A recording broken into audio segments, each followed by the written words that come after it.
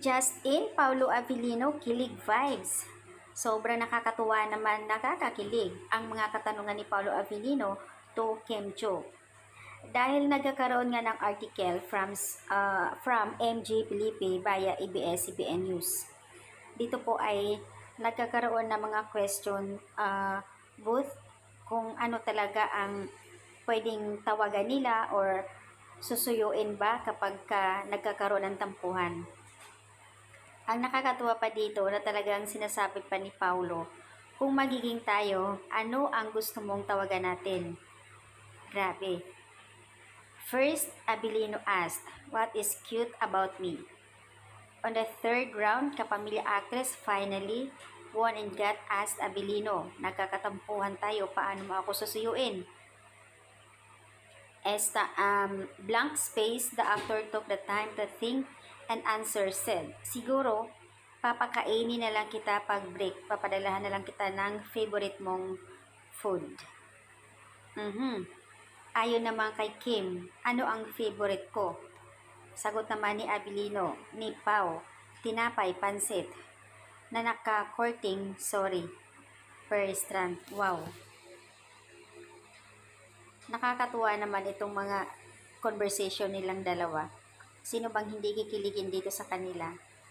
Malala, akala mo parang mga gin silang talaga, daig pa nga, sinasabi nila. On the third round, the kapamilya actress finally, Paulo Abilino, kung magiging tayo, gusto mo love ang tawagan natin? Grabe. Yung mga ganitong conversation na kinilig ang karamihan. Yung tipong kahit nasa motor ka, yung in-screenshot ko at zinuzoom ko pa yung mga conversation nila, yung mga tawagan, nakakalorke. And Kim Pao, you make me happy always in the sense na I've been so much stress for my work, but because of you and both, ang gaan-gaan ng feeling na andyan kayo, Kim Pao. Make movie na please. Talagang pipilahan ko sila. Yes, mine ang tawag natin na parents natin, mine.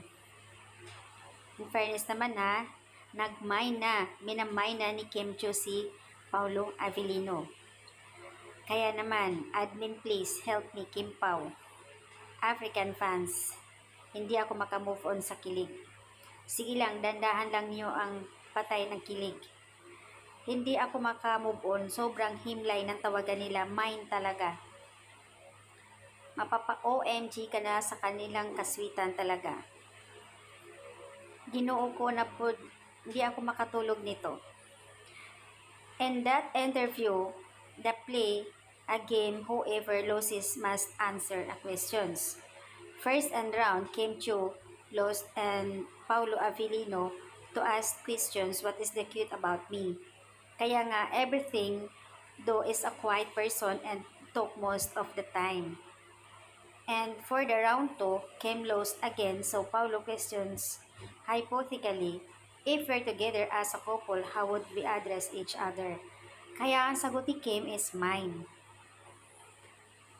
Kapag ka nagagalit, susuyuin, papadalahan na lang ng pagkain. Grabe.